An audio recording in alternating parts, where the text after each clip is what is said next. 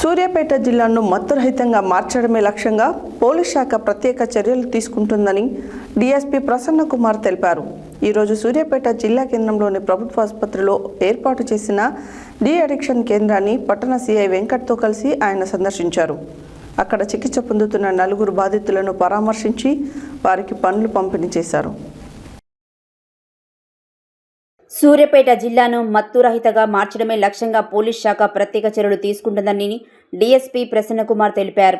ఈరోజు సూర్యాపేట జిల్లా కేంద్రంలోని ప్రభుత్వ ఆసుపత్రిలో ఏర్పాటు చేసిన డి అడిక్షన్ కేంద్రాన్ని పట్టణ సిఐ వెంకట్తో కలిసి ఆయన సందర్శించారు. అక్కడ చికిత్స పొందుతున్న 4 బాధితులను పరామర్శించి వారికి పండ్లు పంపిణీ చేశారు. మత్తు అలవాట్ల నుంచి ఉపశమనం పొందేందుకు వీలుగా క్యారమ్స్, చెస్ వంటి ఇండోర్ గేమ్స్ కిట్లను అందజేశారు. ఈ సందర్భంగా డీఎస్పీ మాట్లాడుతూ గంజాయి, ఇతర మత్తు పదార్థాల రవాణాపై యుద్ధం ప్రకటించామని, పాత నేరస్తులపై నిరంతరం నిఘా ఉంచామన్నారు. మద్యం తాగిన వారిని గుర్తించినట్లయితే గంజాయి సేవించిన వారిని పట్టుకునేందుకు ప్రభుత్వం ప్రత్యేక కిట్లను అందించిందని డీఎస్పీ అన్నారు.